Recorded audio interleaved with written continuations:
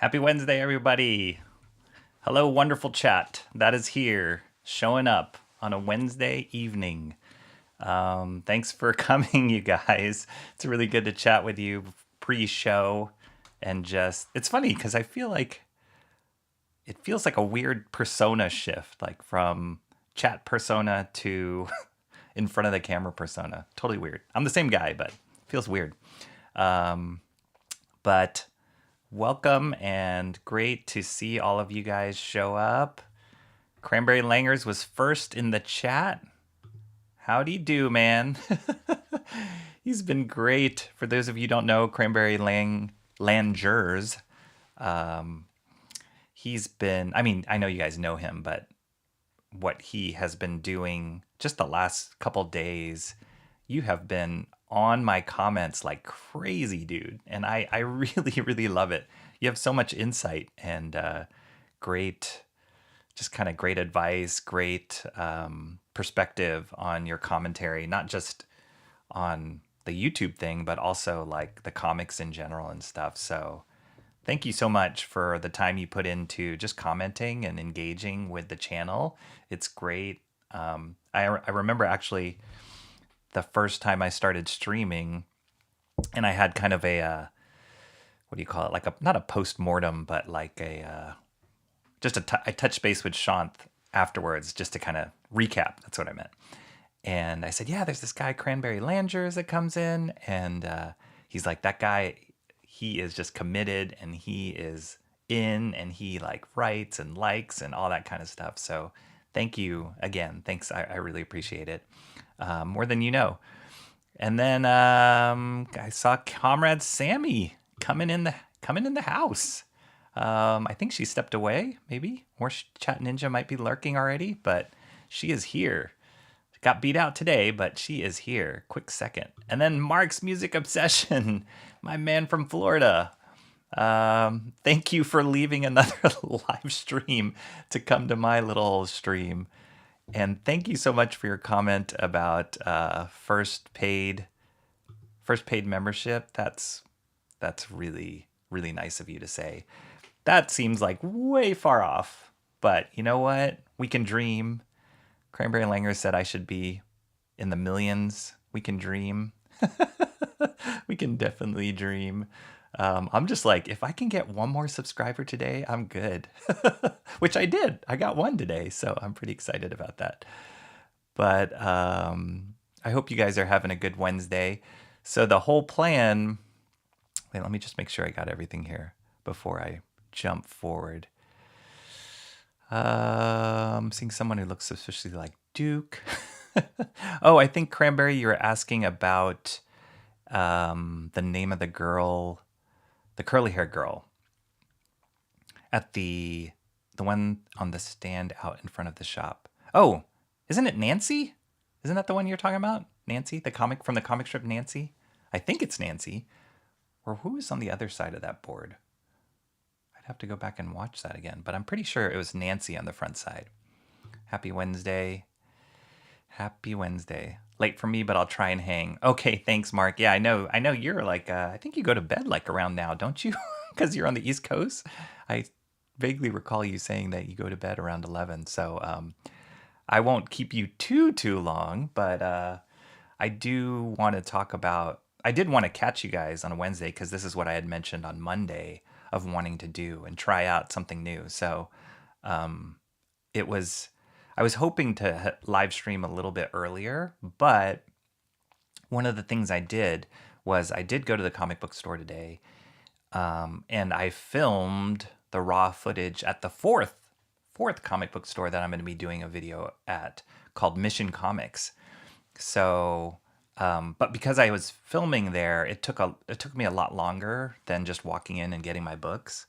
So that pushed everything back, and then kind of got caught in the middle of like, oh, should I stream now? But I will have really short time, and I gotta do this for the kids, and I gotta do this, all this kind of errands and stuff. So I got a little bit caught in the middle, and then I had work to do. So anyway, I wanted to try and catch it. And actually, I was eating dinner with my wife just a few minutes ago, and the kids are out, and we were just having dinner.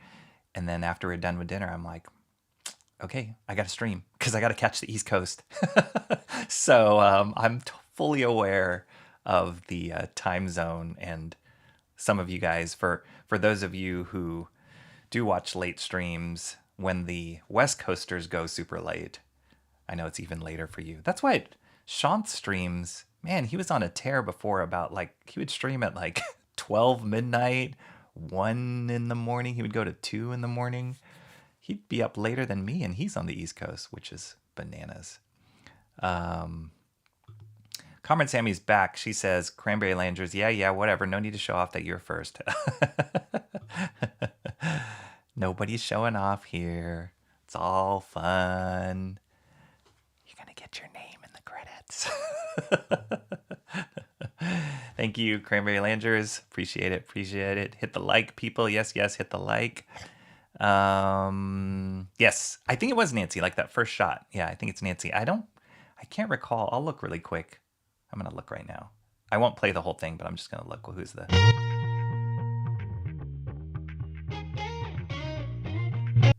I think those other two girls, I think they're from Archie. I think that's what they were trying to draw on that other side. Comrade Semi says, all right, I might be starting a bigger war here, but when we say first in chat, do we mean first in general or first between me and John? I thought it was the latter, unless it has shifted. Oh, do I need another banner? Maybe I need another banner. So technically, the intent of the first in chat was just in general first in chat. And I think it was just you and John had the you had the pole position on that. And you guys were consistently 1 and 2 all the time. So maybe it felt like it was only a competition between you and John, Comrade Sammy, but looks like we got another competitor today. And I think Mark came in first, right? So there was 3 already, now 4. I don't know, guys. I'll let you guys decide. I'll let you duke it out. I'm gonna break the pool cue, and I'm just gonna put it in the middle of the room, and I'm gonna step back and see what happens. Whatever. I'll make sure to be the first next time. It was Nancy. I've been wanting to read a couple of those steps again. Yes. I never read Nancy. I mean, maybe when it was in the Sunday strips, I would read it. But I was more of like a Peanuts and Family Circus. What else did I read? Calvin and Hobbes, obviously. Far Side was a big one. Loved Far Side. Ooh, I should talk about Far Side one of these days. I loved Far Side. I would pour over those. My cousin and I would go back and forth on Far Side. I love those. Cranberry Langer says Rocky was mission focused today. It was my Mission Impossible to film at Mission Comics. I have faith that you will for sure, Comrade Sammy. Yeah, my buddy, Sean. I've missed you, man. How are you doing? Welcome. We've missed you here. And we've missed seeing you. Did everybody see Sean's new trailer that came out? I'm going to call it Pizzagate. But he is doing a new show. I don't even know when you're going to debut it, Sean. And if you want to share it with us, you can. But he's doing a new show where he's going to stream watching classic horror films. I'm assuming like really classic horror films, not like modern day ones. I don't know. But because I know you're a huge fan of those, Sean. But that sounds really cool, like a watch party for horror films. But yeah, I had a question for you about how you were going to do that. Like, are you going to, because you had mentioned you would send the link for people to watch it, and then everybody hits like play at the same time? And then what's on screen while you're doing that? Excuse me. Sorry. That was impolite. Yeah, what's on screen for that? So let us know. But it sounds really fun. And I love your trailer. Your trailer's great. It's really good. Okay. Sup, Sean? Everybody, hey, Sean. Sup, y'all? Mark's Music Session says, I'm in Florida, but it's actually Central Time still. Oh, okay. That's cool. So you got 1 more hour. Not quite far enough east for the zone change. Gotcha. Nice. I always wondered, I don't think I know anybody that's in... Isn't there another one like Central Time? There's East Coast Time, Pacific Time. Which one's Mountain Time? I forgot. And then I thought there was one more, but maybe I'm confusing that. Anyway, it's funny because I know there's parts of the world that they don't deal with time zone changes and stuff. So time zone changes, but like within their own country, or also just like daylight savings. So like, I know I have some friends from overseas, and when I tell them about daylight savings, they're like, "What? That doesn't make any sense." Betty and Veronica. Yep, I think that's who they were.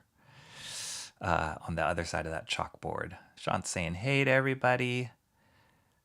Technically, the best kind of correct is technically correct. Yes.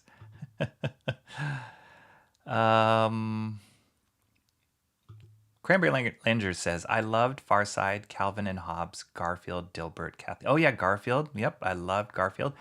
Dilbert, I think. I mean, I like Dilbert for sure. I wasn't like a diehard fan of Dilbert where I had to read it. Maybe it was because I was younger when it came out, and it was more about office humor, and I didn't quite get all of it, but I liked it. I liked it a lot. Definitely Garfield. I would draw Garfield all the time. Shanthan Jetty Art says he's building the show now. Tomorrow. Woohoo! Nice. Exciting. Mark's Music Obsession says, "I was mission focused today, but also out in my boat enjoying the water." That's a good mission to have. How often do you go out in the water? I'm assuming every day. There's a basketball player, totally random, one of the big basketball players of the Golden State Warriors, which is our team up here in the Bay Area. His name's Klay Thompson, and he commutes to and from the stadium and from wherever he lives by boat.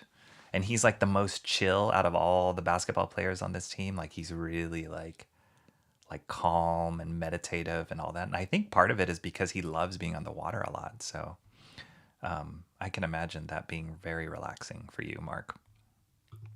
Not classic, but on YouTube. Oh, okay. The horror movies. Oh, okay. So I guess if they're on YouTube, then they've already dealt with all the copyright stuff, I guess. Yeah, for those of you who were with me last stream, I got my first, is it a strike? I guess it's called a strike, or a pause, or warning, whatever it was. I felt so proud and so stressed out at the same time, but I'm like, yes, they see me. Well, the robots see me. But I made a rookie mistake. But we got it all sorted out. Awesome One was there. He was giving me some guidance. All of you guys were there telling me to hang in the chat because I was about to stop the stream when it happened. But everybody's like, just hold, stay on target, hold the line. And it worked out. So yeah, that was fun times. Comrade Sammy says she's into horror. She's going to be there, I bet. That makes it sound terrible. Pizzagate. I don't know. Pizzagate. Pizza. What's a good name for that? Mountain Standard Time. That's right. Pacific Standard Time, Central Standard Time, Mountain Standard Time, Eastern Standard Time. There we go. Then whatever Hawaii is. Hawaii Standard Time. I got a Wally Christmas ornament. I laughed at it myself over 10 times. Wally Christmas ornament. When did you get that? Okay. Oh, is that from Dilbert? I like Dilbert because it showed society and social interactions and how disturbed, warped, and depraved those people were. Yeah, for sure. Great time, sociopaths and narcissists. Yeah, as I fix my hair and look in the camera. Yeah. I think like I always felt like whenever I did get the Dilbert humor, it was like totally on the nose and really funny. So maybe it was also the art style was just like was kind of a funny weirdo art style at the time because I think right at the time it came, I was on the other side of the spectrum of cartooning. But anyway, props to Dilbert. All right, so I think I caught up. Right, whew, that was a marathon. Okay, so what I was gonna do, I had mentioned last stream. I'm gonna try something out with My Wednesday Comics. So usually, how My Wednesday Comics goes is I'll go to the store, pick out my books, come back here, and then record a semi-long video of myself going through each book that I picked up. More than likely, I get 2 to 3-ish books a week. If I don't, then I would fill it in with something from my own collection or something I got from the library and all that kind of stuff. So, I mean, I've been liking how that goes and that the rhythm of that goes. But the last My Wednesday Comics I did, I just focused on Death of a Superman, that crossover series. And it was really fun because I got to kind of dive in a little bit deeper, even though it was multiple issues. I got to dive in a little bit deeper on one contained book, and even got to dissect it a little bit, like from an art standpoint and just a story standpoint. And it really helped me understand, because I was trying to answer the question for myself: why didn't I read this as a kid? And there's varying reasons, varying degrees of reasons for each one, but at the end of the day, it helped me kind of answer that question for myself and kind of confirm reasons why I didn't. But also, because I had time to spend on that one series, it also made me appreciate what they were doing right in it. And like I had mentioned in that video, I really actually enjoyed that series to the point where I looked up my library to find the next 2 crossover series after it, which was Funeral for a Friend, or Funeral for a Friend, and Reign of the Supermen. So those are on the docket for me to read. But that whole process made me go, that was kind of cool. That was a little bit different. It was kind of cool that I got to focus on it just as opposed to jumping across a bunch of different books. And then I got some feedback from friends and from people who had seen the show, and they were like, that was really cool what you did. Like, I really like that version of the show. And I was like, maybe I should do that again. So that's what I'm going to try. However, I didn't want to negate the joy of going to the store every week. That was the whole impetus of this show. Going to the store every week and sharing what it was that I pulled off the rack. Let's see. Sorry, I just want to catch up here. Mark's Music Obsession says, when weather conditions are right and I have my mom all taken care of and content, don't like going out when the wind is up.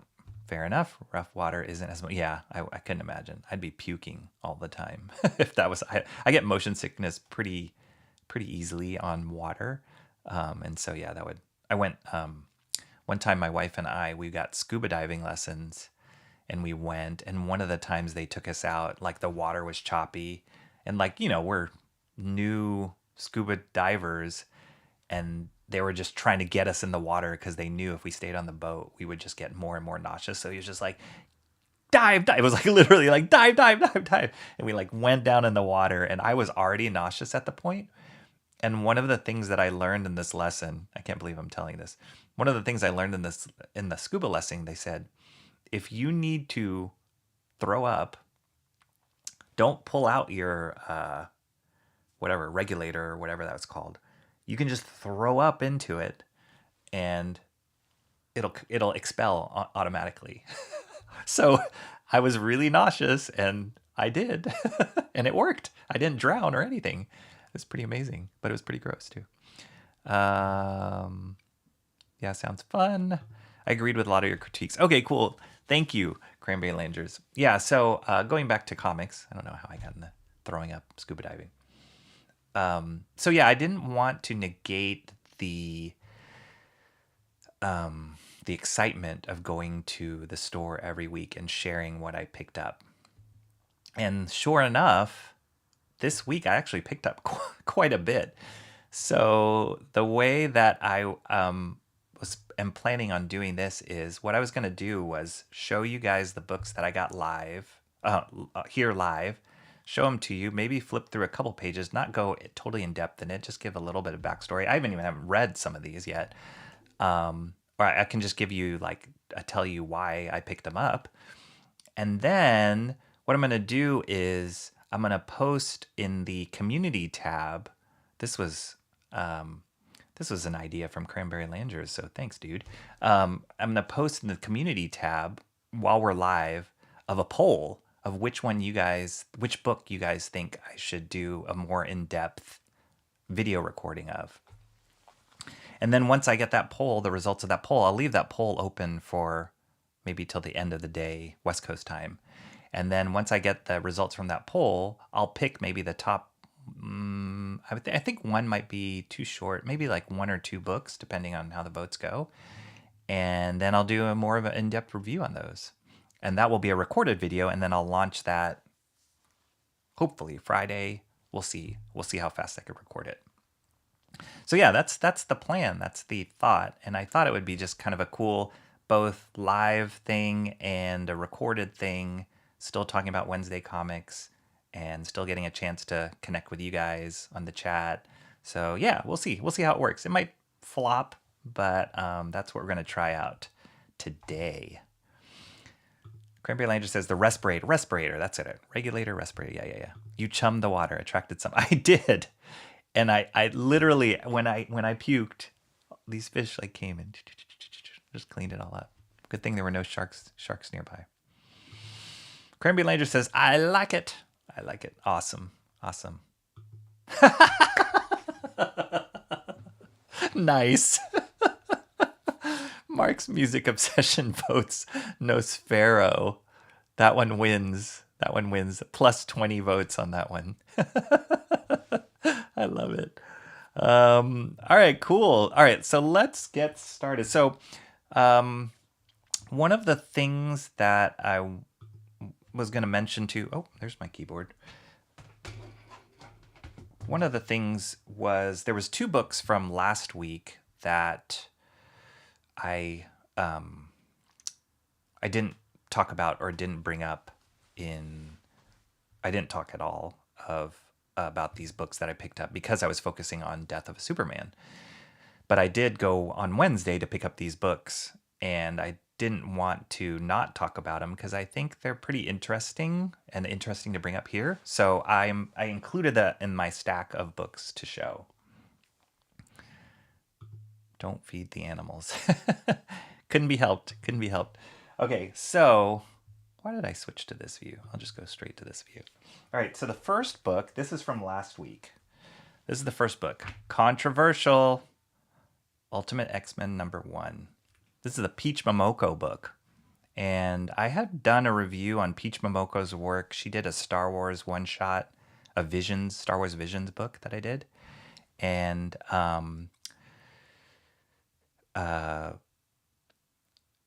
I reviewed it, and one of the things I mentioned in that review was she's kind of like one of the hot artists right now. Like she just catapulted to the top of the line as far as top artists working in I'd say Marvel. I don't think she's done anything for DC recently. And I think a big reason is because she has this manga influence. She's a Japanese artist. She's a Japanese native artist, to the point where I think her English is really broken. She usually works with a translator on a lot of her stuff. And she got her start doing a bunch of variant covers, I think.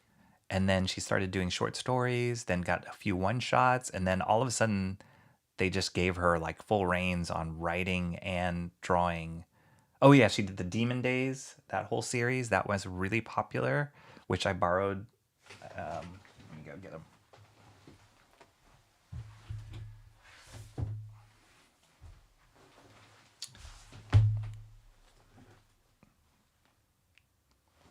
These are not part of the vote. These won't be part of the vote. This is just backstory in Peach Momoko. And just briefly. But yeah, she did this Demon Days series and Demon Wars for Marvel, where she kind of did her version of like Japanese mythology meets Marvel characters. When I first saw it, I was like, and I wasn't really into it. It's definitely a different flavor. But her artwork's cool. She does watercolor stuff. I'll show you guys a few pages. She does like watercolors. She does all the work. She's really fast. And then the other cool thing about what she does is she has like a horror kind of vibe. There's always like some sort of horror component in her stories and her characters, which is cool. It's really cool. I had mentioned last stream, I'm not a huge fan of horror, the genre of horror. speaking of Sean's show, I'm not a huge fan of horror, and less so horror comics. And I know that horror comics in Japan are very, very popular. But it's cool to see her kind of come into the mainstream and inject some of that into it. But I love how like complete she is as an artist. She does all of the art, like paints it, and then now she's writing. So this book came out, and there was a lot of anticipation for this book. And then when it came out last week, I saw a few reviews and stuff, and there was a lot there's a lot of opinions about this, both good and there's quite a bit of a backlash on it. So if I do go more in depth in it, it would be cool to kind of dissect that a little bit. But just briefly here, like it's not what a lot of people were expecting for an X-Men book. And I did read this issue, and I understand the opinion, but yeah, but there's, but it, yeah, not to give away too much about it, but yeah, it's definitely a controversial book right now. So even to the point where she released a press statement through her partner, who is her translator as well, and it's kind of addressing all the backlash. So she's aware that this happened. I think she was kind of taken aback by it because up to this point, it was just like, oh, Peach Momoko, you're like the most amazing thing. We're going to give you everything. And then she did this, and they're like, what is this?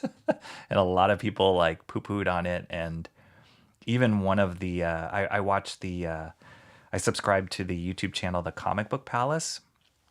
Glenn O'Leary, I think he's the owner, and he got famous because he was interviewed by Mark Miller about comic book shops and kind of all this kind of stuff. And he's funny. He's super funny. And I watch his show every week.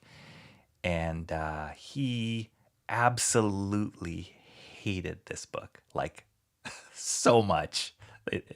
It's so sad, but really funny too, his video. So I recommend you guys watch the video of him talking about this because he hates it.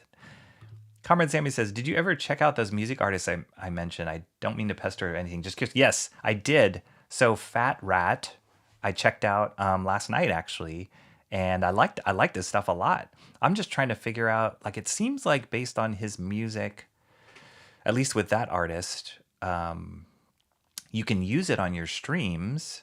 And I think a lot of gamers use his music too. Correct me if I'm wrong, Comrade Sammy, but it seems like he's super popular with like gamers. But he has like a bajillion followers, like 60 million followers or something crazy like that. But yes, I did check it out. Thank you so much. I think Fat Rat was the one you recommended, right? But I did check out his stuff. I listened to like several of his songs on his playlist. So thanks for sending that. I liked it. Cranberry Langer says, a nice cover. I like that X-Men character. Wow, a bit. Armor, I believe. Yep, that's the character Armor. In this book,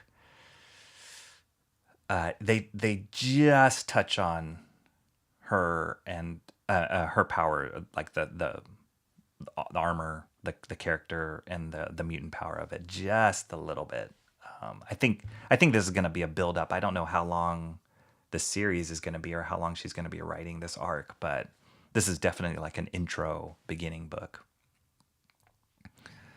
Mark's Music Obsession says, not to get off topic, but are any of you watching the new Shoguns? Oh, that's a good question. I have not started watching it, but I've heard good things about it. It's on my queue, but yeah, I haven't started watching that. I'd love to know what people think though, because a lot of people are saying it's great. Oh wow, very detailed. Japanese mangakas are used to working very quickly. I have not watched that, Mark's Music. Yeah, they are. And they're also, I mean, you guys, I had mentioned this last stream, but the creator of Dragon Ball passed away very young, 68. That's not that old. I think he had like a hematoma or something, was it? But I can't help but think that the pace that the Japanese comic book industry, yes, they crank that stuff out at a very, very, very high level, but it can break people. He's not the first person I've heard who kind of died, which sounds like from like overwork or overstress or whatever. Cranberry Lander says, I'm reading Meiruko-chan, the horror manga. It's good. Okay, I'm writing that down. I love recommendations. Oops, sorry, I don't mean to talk so close to the mic. Our library has a huge manga section, but it tends to, like, and every library has a huge manga section actually, but they tend to have pretty much the same books from library to library. But I have picked up some really cool stuff that I'd never seen before. But they have their, they have their like volumes and volumes of like Attack on Titan and Dragon Ball Z and Naruto, One Piece. There's all the popular ones, but they do have some pretty obscure ones. I think one of the first My Wednesday comics that I did, I reviewed a book called Ryuko, which I really liked, and can't wait for the third volume of that to come out in English. Cranberry Langer says the Japanese apologize too much. It's in their culture. Yeah, the Fat Rat. I really like his song Jackpot. It's one of my faves. Okay, I'll have to remember that. I think I remember that one. But yeah, he's got a lot. I was just blown away by how many followers he had. I was like, holy moly. Mark's Music Session says, I have enjoyed it a lot so far. I'm assuming that's Shogun. Hey, Timmy Mello, hail chat. R.I.P. Toriyama. Yeah, R.I.P. Toriyama. That's a sad. You saw the waves of. Oh, and I think your profile picture is his drawing, his self or autobiographical drawing. So, kudos to you, man. Yeah, we just saw waves on social media of people who were just giving him props and giving their condolences because he had such a huge influence on not just Japanese comics, but American comics as well. Give me 1 second. My cat is meowing at the door. I don't know if you guys can hear that. Come on. Gosh, it's so loud. I knew that would happen, but always funny when it does. Everybody's saying, hey, Timmy Mello, Berserk's creator died suddenly too. Yep, he did. And then also Kim Jong-un. I don't remember his name. But that guy was like an incredible artist. I'm so bad with names. He just died suddenly, maybe about a couple years ago or a year or two ago. It does kill people in Japan. Illness and death is common due to overwork in Japan. Work slower, live longer. Yeah, they work hard, not just in comics, but yeah, they're just a working culture. So yeah, gotta pump the brakes a little bit, guys. We can slow down on the delivery of the volumes. We'll be okay. We'll survive. Cranberry Langer says, yeah, I wanted the series Samari and the Guardian of the Forest to continue, but the creator died. Ugh, yeah. Wasn't Berserk the guy who created Berserk, Timmy Mello, wasn't he in the middle of, I don't think he finished Berserk, or did he? I can't remember.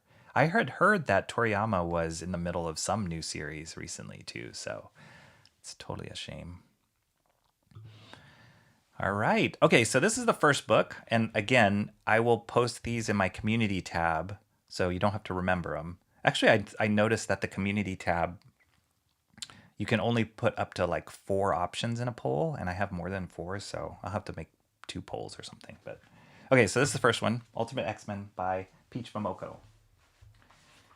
Second one, Golgotha Motor Mountain.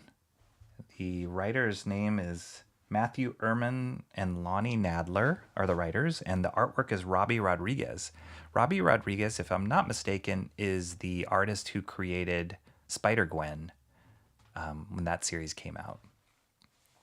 So why did I pick this book up? Good question. This cover is bananas. The name Golgotha intrigued me. I'm like, okay, that sounds crazy but interesting. And Robbie Rodriguez's art, I like his art, so I was like, okay, I'll give it a shot.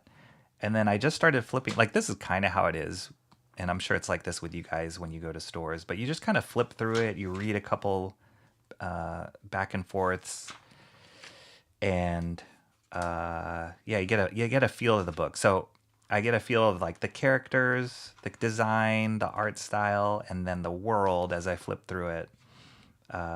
Just feels like this kind of swamp town, backwoods town. I did read this one.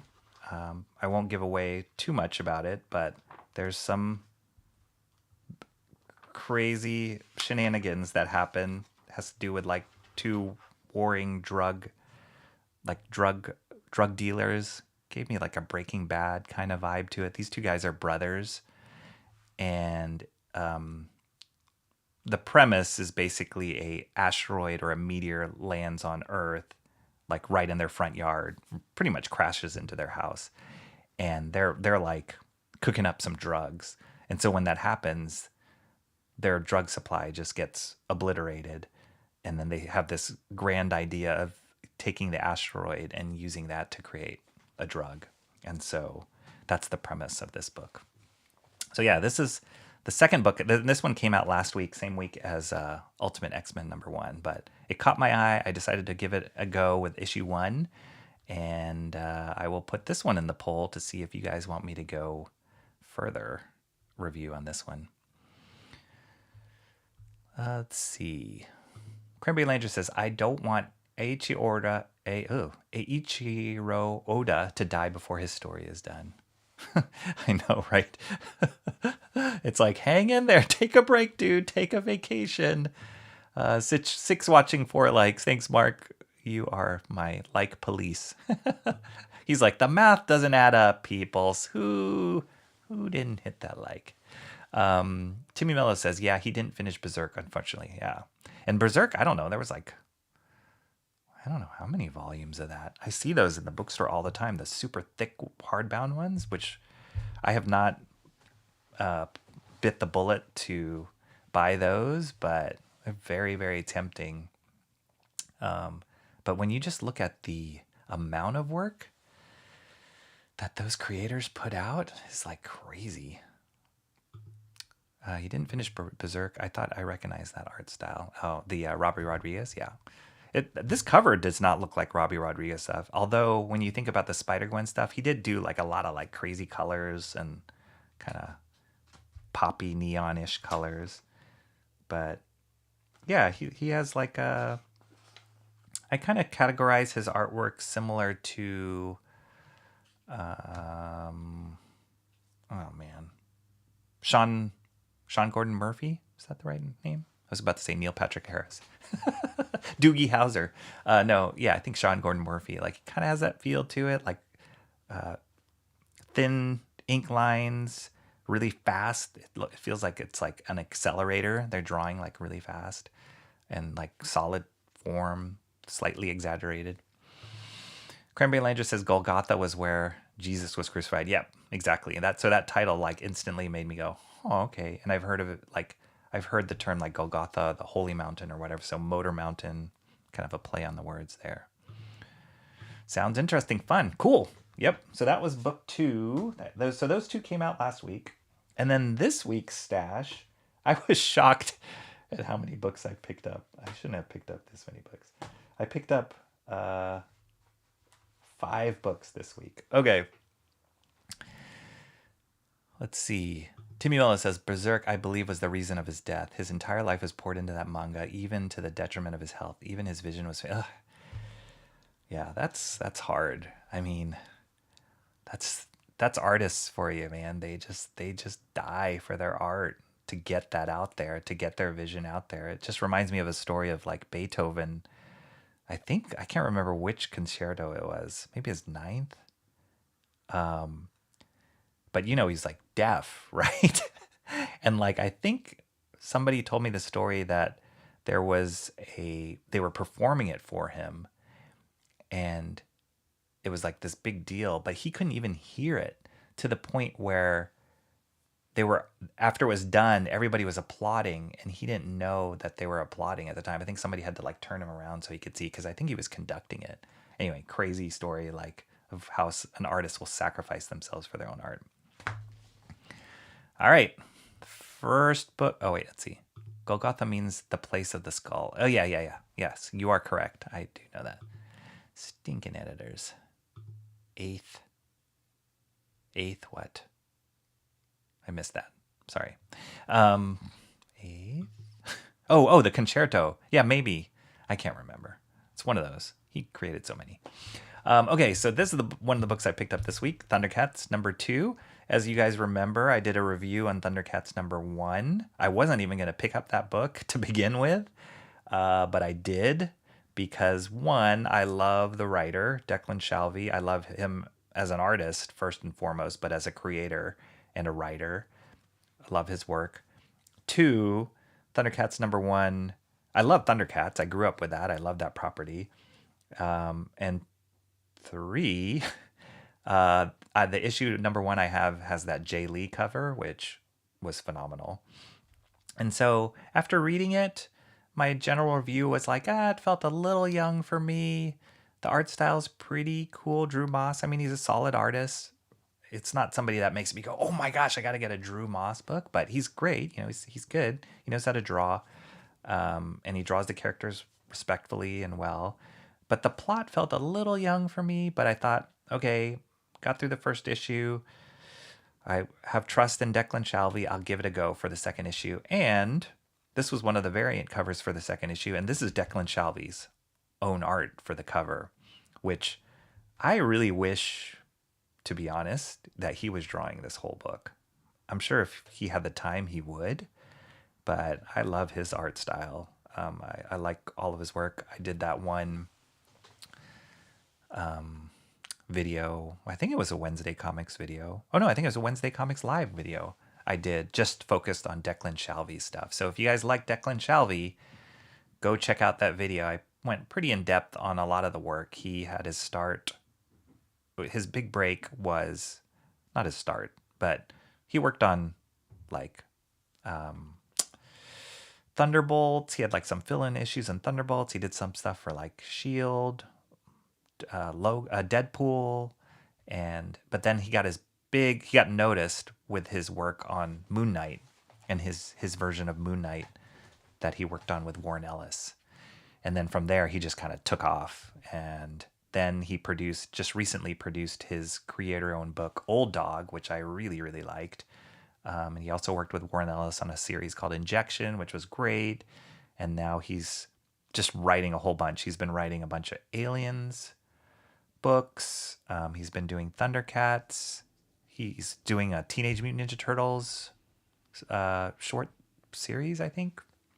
Anyway, he's super busy, and I think he's straddling that line of writer and artist at the same time. I think most of the art that he's doing from here on, he's going to focus on his own creator-owned stuff and then just keep writing for like mainstream. But yeah, I don't know. He's great. I love his work. One of my favorites today. So I'm going to give him a second chance. And this is Thundercats 2.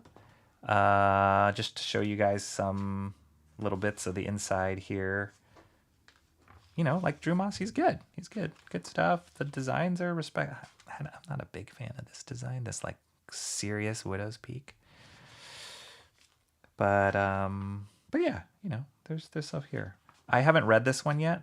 I just got it today. I also heard that they're introducing a new character. This might be her. I don't know. But they are introducing a new girl character. Yeah, I think this is her. So yeah, we'll see. We'll see how it goes. Ooh, see, like they even had like a black and white cover for Declan Shalvey stuff. His black and white work is awesome. All right. And they're doing like variant covers galore on Thundercats. The store, I went to Mission Comics today, and the store, when I was there, they had this cover, which was like, I think this is a Jay Lee Mumra cover. They had this one. They definitely had this one because I bought it.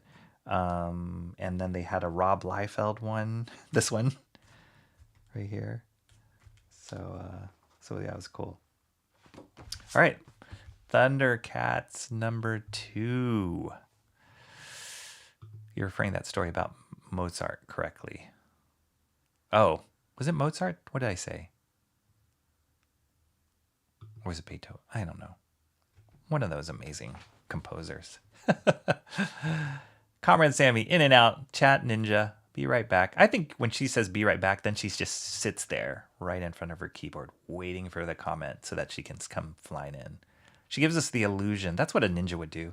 Gives us the illusion that she's stepping away into the shadows, but she's really not. That's understandable, wanting him to work on the interiors. Yeah, I love him as a storyteller, as a draftsman, as an inker, and even now as a colorist. Like, he's doing all his own colors. Before it was Jordi Belair, who is, I'd argue, one of the best colorists right now out there. And she was doing his colors on Moon Knight and Injection. And they were dating at the time, based on a story from him. But they broke up. And now he colors all his own stuff. But he's a really good colorist. And I think he learned a lot from Jordi. So yeah, I just respect him a lot. Really like him a lot. And if you guys follow him on YouTube, he's got his own YouTube channel. He's been doing these great, he calls them tape deck. And he's been doing these great interviews with, the last interview he did was with Drew Moss, but he's been doing them with all these different creators that he's worked with. And yeah, he's trying to, it seems like he's trying to build up his YouTube channel a bit. So check him out, Declan Shalvey. BBR. Be back right? BR back. I really like some of those panels. Beethoven. Yes. Beethoven. Oh, okay. So I was right. You were wrong. That's okay. I love Mozart too. Amadeus is, oh my gosh. That's an incredible film. That's actually a film I want to show my kids. That's a great film. I haven't watched that in a long time. Mark's Music Obsession says, I got to crash, Rocky. I'll catch the rest tomorrow. Okay, take care, Mark's Music Obsession. Thanks for coming in. Thanks for showing up. I'm glad I caught a little bit of your time. And yes, watch the rest of us tomorrow. I think I'm going to close voting by that time. So, maybe if you already have an idea of what you want to vote for, put it in the comments here if you want your vote to be in. But if not, no worries. But I would take your opinion on anything. A chat ninja puts a log up covered in their clothes to watch the stream while they leave. Yeah, that's right. Okay. All right. Second book from today. Void Rivals number 7. I've talked about Void Rivals before. This is in the Energon universe. This is written by Robert Kirkman. And the artist's name is Lorenzo De Felici. I believe... I don't know for a fact. But I think that this number 7 is the end of the first arc. This first story arc that they did. For those of you who don't know, Energon Universe is the banner under which they are revamping Transformers and G.I. Joe and kind of merging their universes together. I'm assuming they're going to do that in the movies and TV shows as well, but definitely in the comics. And heading that up is Robert Kirkman and his Skybound imprint. Robert Kirkman, the creator of The Walking Dead and Invincible. And so yeah, the books that are currently out are Transformers, Void Rivals, Duke, Cobra Commander, and is that it? I've been mistakenly saying that G.I. Joe, A Real American Hero, is in the Energon universe, and it's not. I found that out recently, so my bad.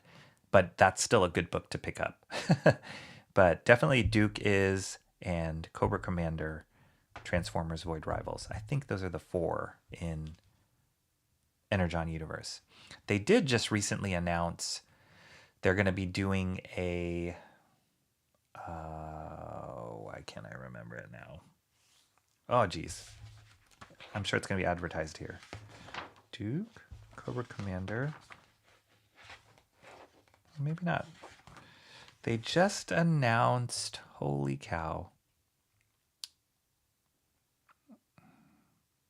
Oh, yeah. Baroness, I don't think they're giving her own book, but she did show up in Duke, and that was amazing. Let me look up really quick. Sorry. This is going to drive me crazy now. It's... they just announced 2 more books that they're going to do under the Energon Universe banner. And it's been doing really well for them. They've been selling like hotcakes because they're consistently, which has been surprising, across the board, the artwork, the writing has been really good. And they're all unified. They feel like unified books. Sorry, I'm just looking. I thought it was just recently they gave this announcement.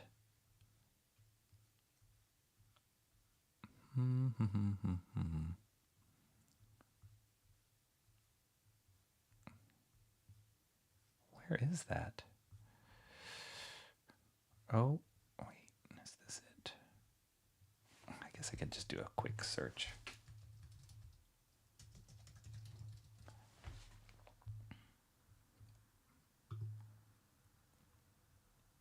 Oh yeah, Scarlet and Destro. That's right. They just announced Scarlet and Destro coming out. Timmy Mello says they are definitely merging the Transform G.I. Joe. Yeah, for the movies. So that'll be interesting to see how that plays out. I was really skeptical with all this stuff when I heard it. I was like, is this going to be another reboot that's going to screw up my childhood? But I've been pleasantly surprised. I think they came out of the gate swinging, and they put the right creative teams. They assembled the right creative teams for each one of these books. They're like so different, but they're also like their styles and their stories just merge really well. So Void Rivals is kind of like a precursor, prelude, a little bit story. I didn't even know this was part of the Energon universe at the beginning. This came out first, I think. And so they were like 3 or 4 issues in when I started picking it up, and I was like, oh, this is part of it. But it's been great. It's been really good. And I did a review on one of these books. I can't remember which issue of this. It was either like 3 or 4, I think I did. But yeah, you can see the artwork is awesome. The colors, I noticed the colors in this particular issue were nice.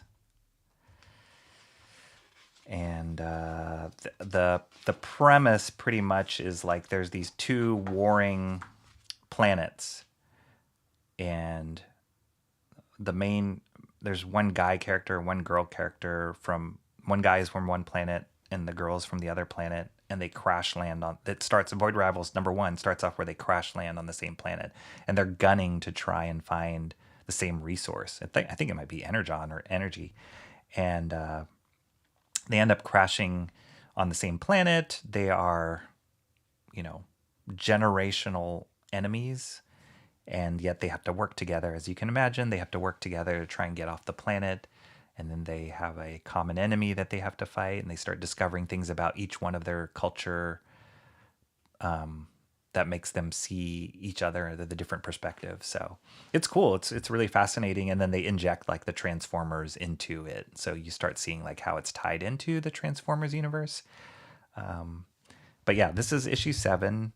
It's been one of those books where I'm like, okay, I'm sticking with it because I want to know what happens. So like I said, I think this is the end of the first arc. But I do have issues 1 through 6, and I've enjoyed those very much. So there you go. Void Rivals #7. Their books were referenced in Nerdrotic Stream. We're just spreading about the good books. Yeah, I think everybody is. I mean, quality speaks, man. Like, you can talk all you want. You can come up with excuses all you want. You can, point fingers and poo-poo on other people all you want. But at the end of the day, if you're not putting out a quality material that people want to read and pick up, that they want to plunk down money to understand what's going on, and it's not just a one-shot, right? It's like an ongoing serial thing, then, the fandom will quickly shift direction and try and find something else. And so I've just been amazed at how consistently entertaining all of these titles have been. I'd say the leader in all those is Transformers for me because of Daniel Warren Johnson, but we'll get into that in a second. Kayla Adrian. Hey, Kayla. Hey, welcome. Thanks for coming in. Nice to meet you, or nice to see you here, actually. I've been enjoyed kind of running into you in the chats, and obviously seeing you on Joe's stream where you guys talk about awesome, cool stuff. Like every time you guys bring up a book, I'm like, that is in line with what I love. So yeah, thanks for showing up. It is a reboot of sorts, the Energon universe, but if you haven't read any of them, I recommend them. It's really good. You won't be disappointed. At least I wasn't. And I'm pretty skeptical. I'm pretty skeptical kind of guy when it comes to like reboots and people touching nostalgia. It's like, don't do that. Everybody's saying hey to Kayla. Hey, hey, hey. The art in these is great. Yep. And it's amazing that all the artists have a different style, but they work together. Like when they cross over, they work together. So it's cool. I see. Are you chewing on my book? My cat? Sorry, I heard chewing. Kayla says, I haven't read this. So here's what I would recommend, Kayla. I'm sure there's like a proper order. And I think Void Rivals, as far as the timeline comes in, is the first, if I'm not mistaken. But I would recommend, if you haven't read any of the Energon universe, pick up Transformers. Like that one is the first one I would recommend. Shortly after that, I'd say Duke is the next one. Duke, and then if you like Duke, definitely read Cobra Commander and then Void Rivals. I mean, Void Rivals is good. I mean, if you like sci-fi stuff, like this is definitely the sci-fi angle, Void Rivals. If you like the military angle, action, espionage, go for Duke. Cobra Commander is more like fantasy. It's like, military, obviously, with G.I. Joe, but they have like a fantasy kind of element to it, mythology element to it. And then Transformers is just like action, rock and roll. It's amazing. It's really good. Reminds me of Enemy Mine. Yes. Yeah, that's a good comparison. It does have that feel, has that flavor. Kayla says, the last book I've read in a shop that I've truly loved was Seven to Eternity. Oh, yes. The Opeña, Jerome Opeña, right? And I believe that was Rick Remender. I think I read maybe the first volume of that. The artwork in that one is incredible. That one's really deep, like deep lore. Cool. Yeah, I got to check that one out. I really got to check that one out. 7 to Eternity. It is an American title. Yeah, it is an American title. Silage, the French or Belgian series, was a great one. Oh, okay, I'm writing that down. Love the recommendations. Okay, whoops, sorry. For those of you who joined, who didn't get the intro at the beginning, I'm showing books that I picked up this week, just briefly, and then I'm going to put a vote in the chat, in the community tab on my channel, a poll to see which one of these books is your favorite that you guys want me to do a more in-depth, like, recorded video later. The history is that in this show that I've been doing, My Wednesday Comics, I've been doing kind of flip through reviews of the books I pick up each week. Last week I just focused on Death of Superman and was able to go a little bit more deeper into why I didn't read that as a kid and what I enjoyed now, what I didn't like, and even did little like thumbnail drawings of like, they could have fixed this layout, blah, blah. So I got to spend a little bit more time with that. And I like that format. And a lot of people had mentioned they did. So I'm trying something new where I'm going to show you guys the books that I pick up this week, just give you a brief rundown of them and why I picked them up. And then based on the poll, I'm going to do a deeper dive. I haven't thought of a good name for it. It's like My Wednesday Comics Deeper Dive. I don't know. A deeper dive on that book and kind of dissect it a little bit more. So yeah, just trying that out. Kayla says, the Daniel Warren Johnson Transformers is good. It's not really my thing, but I can appreciate a good book. Oh, okay, cool. So you have seen that. Yeah. Yeah, I loved it. I mean, I've seen his work on other stuff that he did, like the Wonder Woman series, the Beta Ray Bill series he did, and then he did that book, Do a Powerbomb. I picked that up recently. I haven't read that one yet, but I had that one on the queue for me.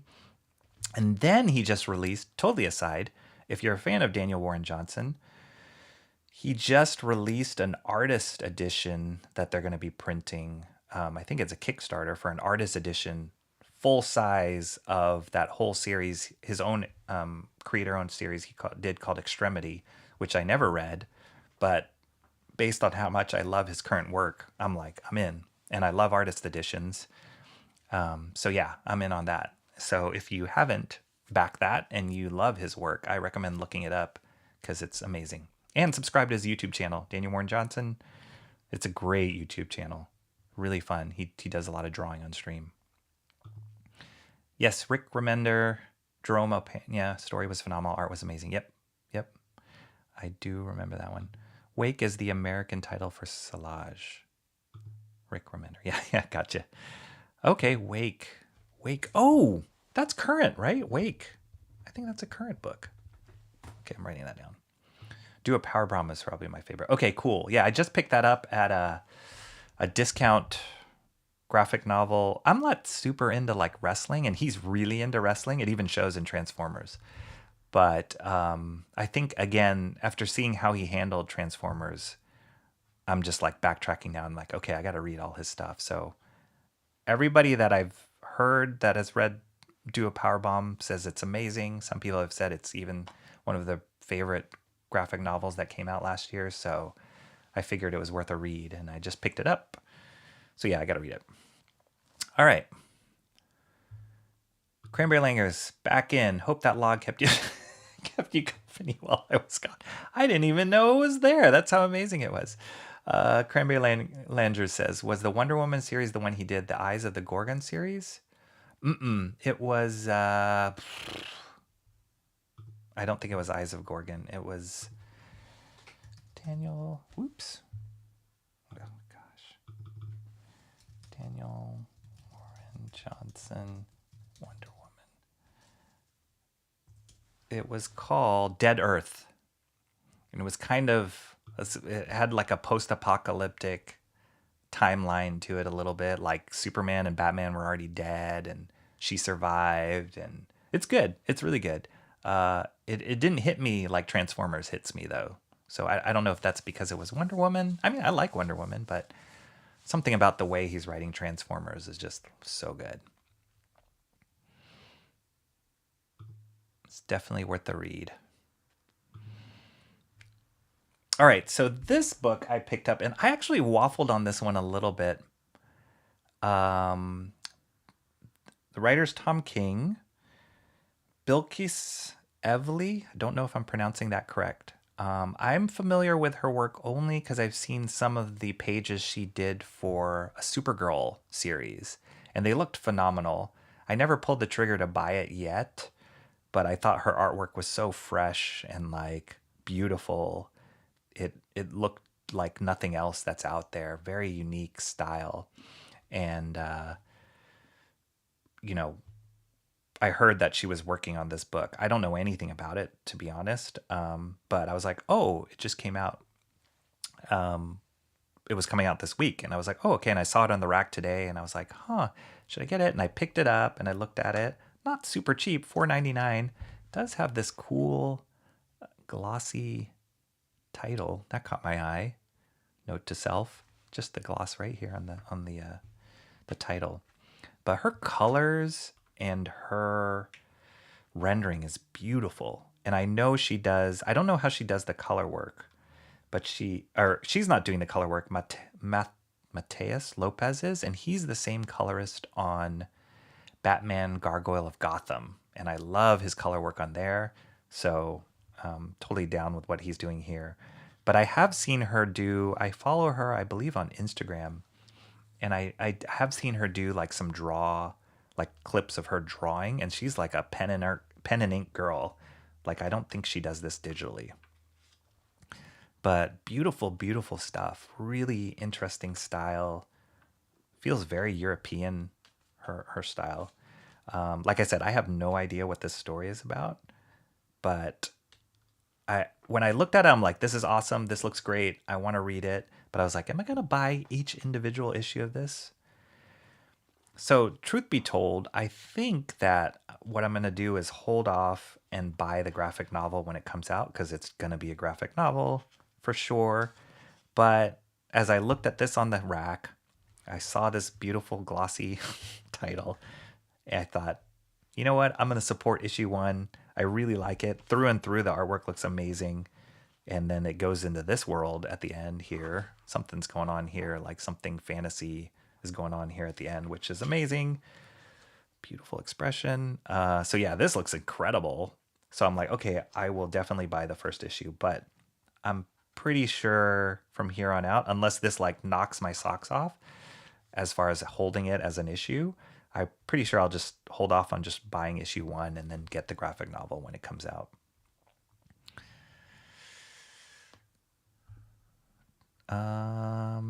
Let's see. Kayla says Wonder Woman Dead to Earth was a decent story. Yeah, it was good. It was all right. It was good. It wasn't Transformers good. Cromwell Sammy says, yes, causing chaos just like the original Chat Ninja would. Nice. Cranberry Lander says, I remember the cover. I never read that Wonder Woman series. Yeah, you should read it. It's good. I read it from my library. So yeah, it's good. It's worth it. Just as sharp and upstanding. Did you get the new Savage Sword? I didn't. Are you talking about the magazine? So I'm not a huge Conan guy. Like, kind of swords and sorcery is not necessarily my thing. But I think they came out, right? They came out with a magazine format recently, and I think it was like black and white art in it. I think I saw that on the rack. I didn't buy it, but I did see it. Oh no, my phone's dying. Oh no. Well, if you got to go and charge it, no worries. If you do have to log out, thanks for showing up anyway, but it's good to see you here. Cranberry Lander says, wow. Resuscitated CPR, Kayla, Adrienne. I like the effect on the title. Yeah, right? It's like a neat little thing. It definitely grabbed my attention on the rack.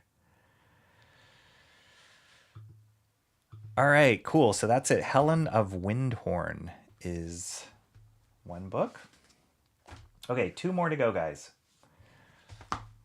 Our Bones Dust. I've really enjoyed this series. This is the last one. So this is issue 4. This is the last one in the short story, miniseries, whatever you want to call it.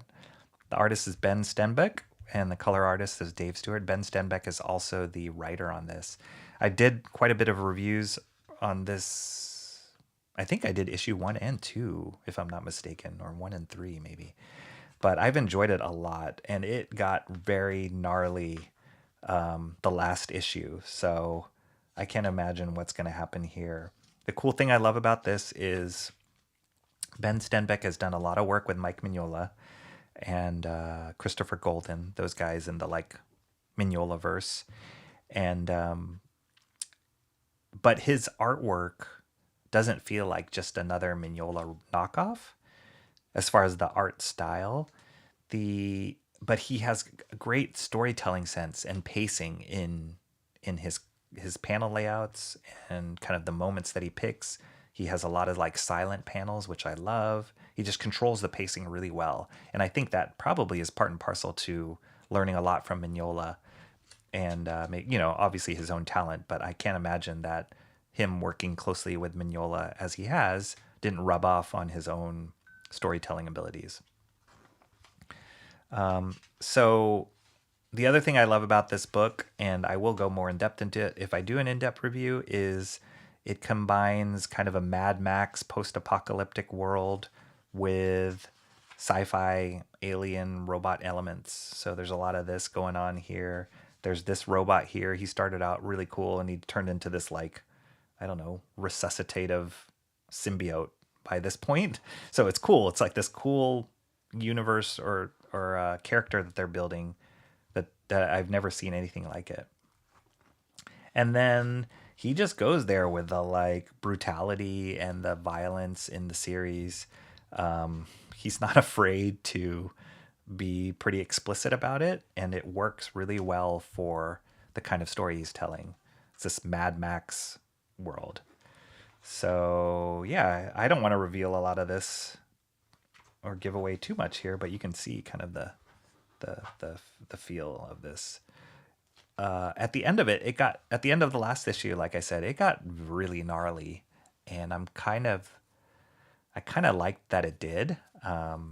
Really bleak, but I'm hoping that the way that he ends it, I'm pretty excited to figure out how he ends it, because he's got a few story points to wrap up here and he's got 1 issue to do it. So I'm very curious to see what happens and how he ends it. He's basically like nailed every technique and trick in the book up to this point. Now it's all, will he stick the landing? And if he does, then it's going to be great. So That's Our Bones Dust. Wow, good art. Wow, yeah, great, right? Like, and I don't know. I have not seen the work that he's done with Mignola in the Mignola verse. I never picked up any of those books that he worked on, but just seeing him work on his own creator stuff is inspiring. And if this is his first creator thing out the gate, it's great. It's really good. Alrighty, one more book. Here we go. Almost there. Thanks for sticking with me, everyone. Here we go. Transformers number 6. I am very excited about this book. And whether or not this one gets voted on to be reviewed deep dive, it's okay. I'm still excited about it, and I will spend a lot of time going through this on my own. The reason why I'm excited about this one is it is the last, well, excited about it in a sense that it's the last issue of the first arc.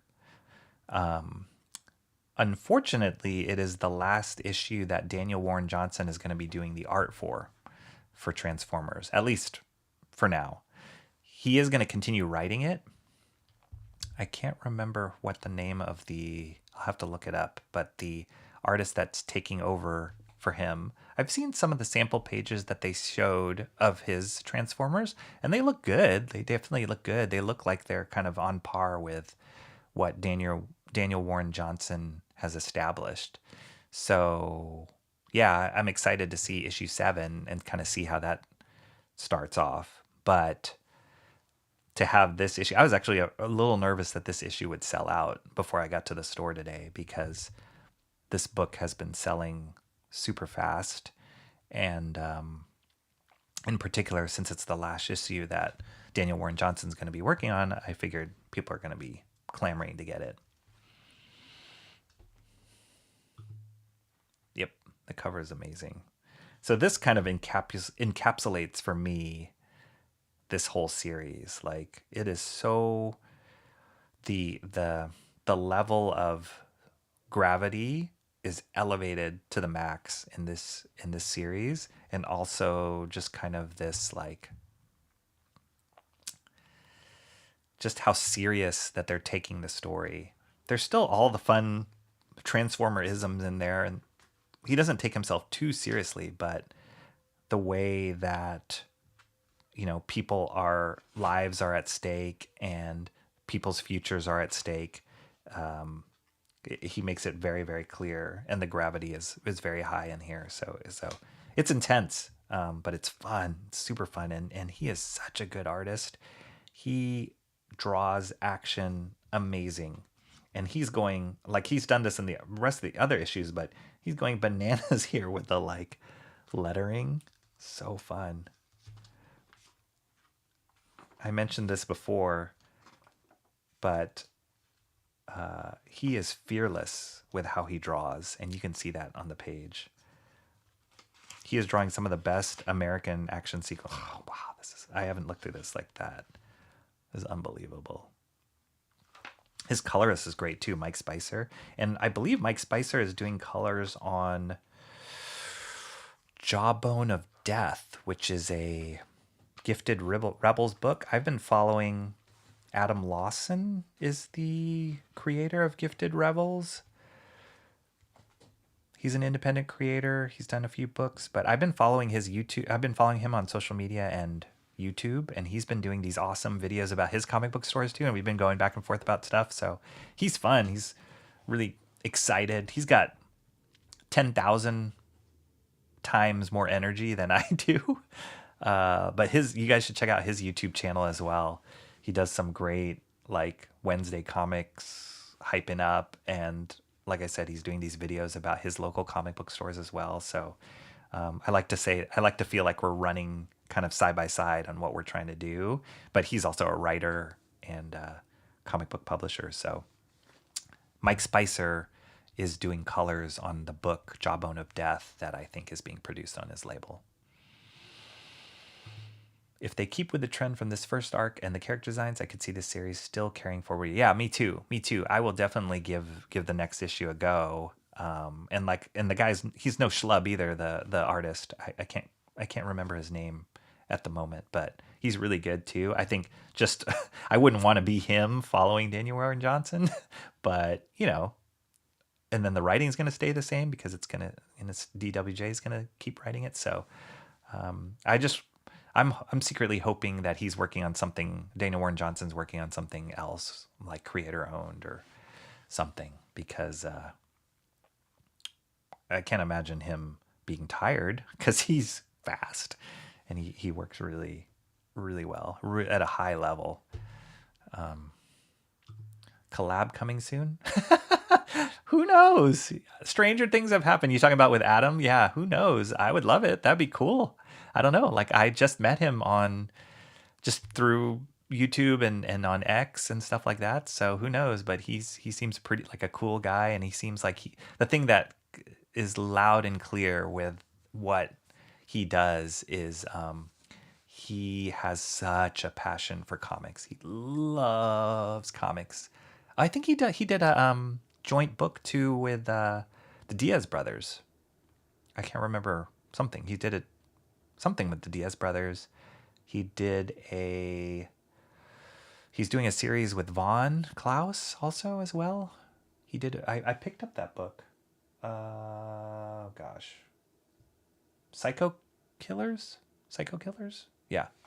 So yeah, he's everywhere. But collab, maybe. That'd be awesome. Let's put the word out. Yes, let's collab, man.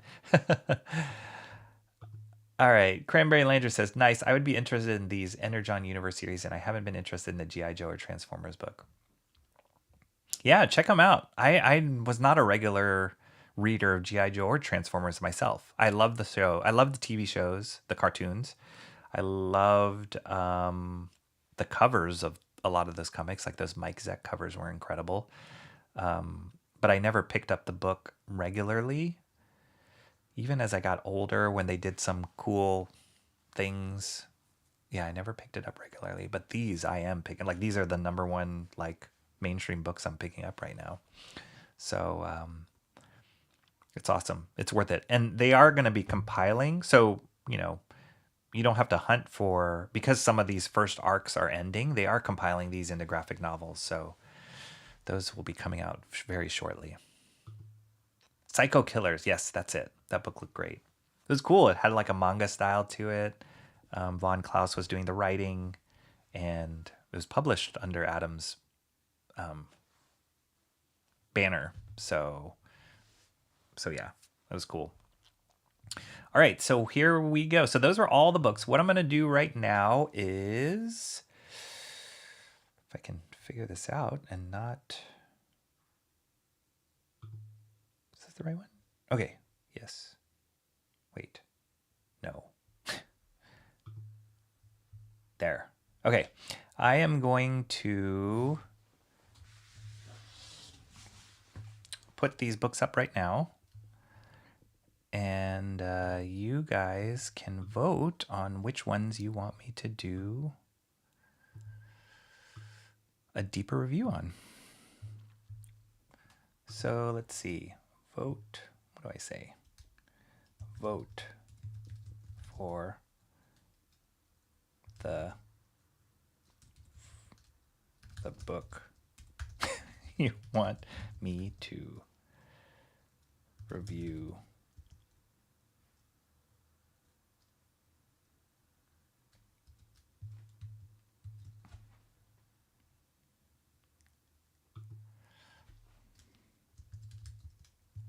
Vote for the book you want me to review from my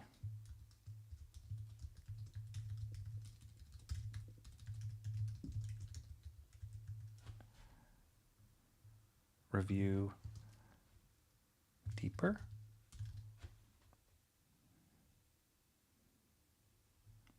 I don't know. The wording's not that great.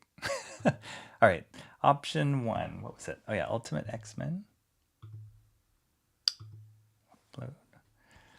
Option Ultimate X-Men number 1. The next book was Golgotha.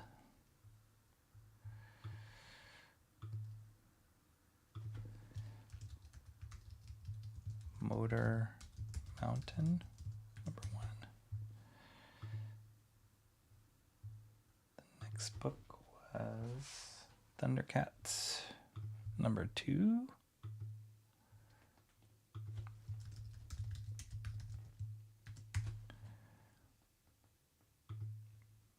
And I think I can only do 4 on one poll, so I'll have to do another poll. Void Rivals.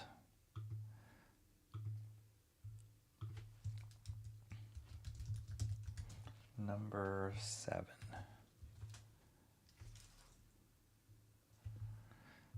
I'll say, vote for the book you want me to review from my Wednesday comics. Oh, you said haul. Okay, I'll do that. Nice. From my Wednesday comics haul. You want me to review? Deeper sounds weird. More in depth. All right, so this is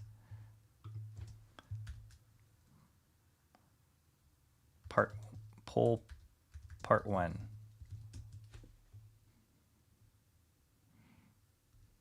Right? Poll part 1.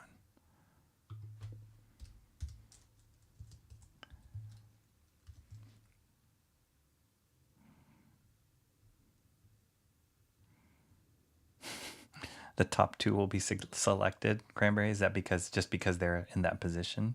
Maybe. Should I reposition it? Should I rig the vote? Okay. Poll. Maybe I'll put make sure you look at both polls. Is that confusing? Might be confusing. I don't know.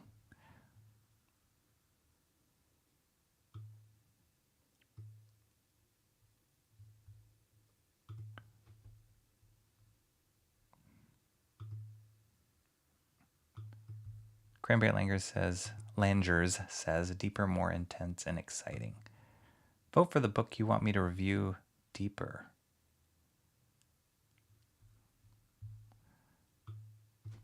Make sure you look at both polls. Make sure you check out both polls. Whatever. Okay. Voting. I'm going to say voting ends. Polls close at midnight PST. Is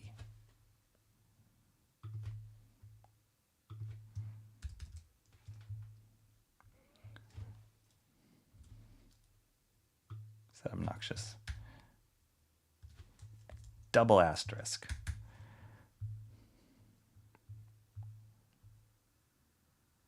Cranberry Langers, you're confused. What's going on? Why confused? Where am I? Where are you? Okay, so that's part 1. Make sure you check out both. This is part 1. Make sure you check out both polls. Okay, I'm going to post this one. Boom. And then, should I put it in the comments? Yeah, I'll just do another post. Image poll, and then the last 2, oh no, there's 3 more. Oof. Option 1 is Transformers. Transformers number 6. Option 2 is Our Bones Dust. Number 4. And one more is Helen of Windhorn. Do I have a screenshot? Oh yeah, I do. Ooh, I actually prepared. Helen of Windhorn. Number 1.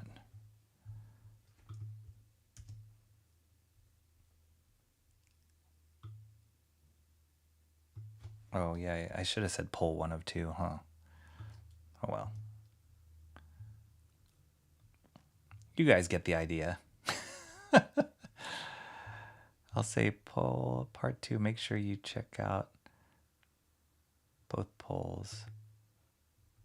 Well, it's a little confusing, but I don't think every week, if I do this every week, I don't think I'm going to have 7 books every week. I think I'll have at most 3.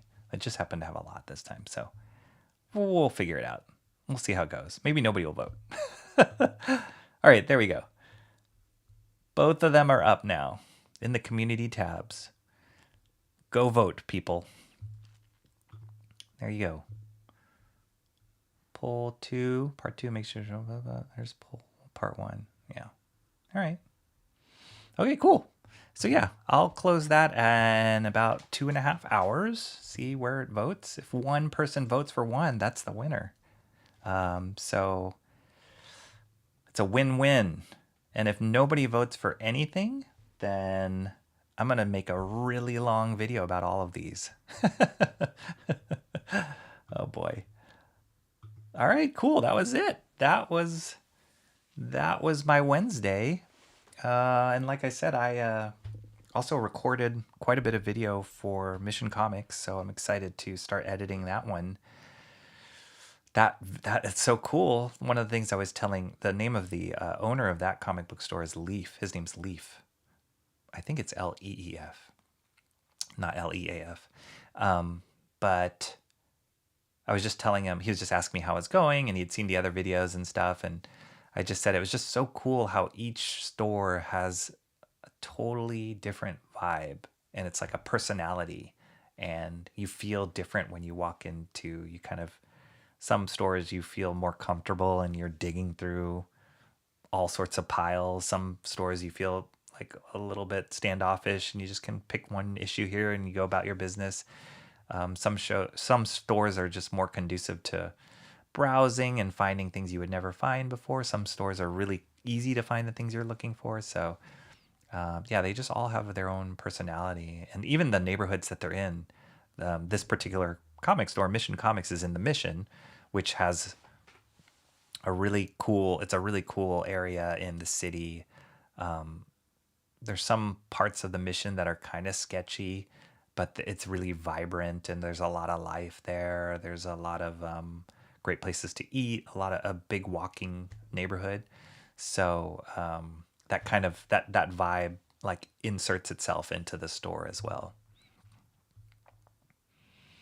Cranberry Langer says, Comrade Sammy, you need to deactivate your ninja skills. You're too well hidden.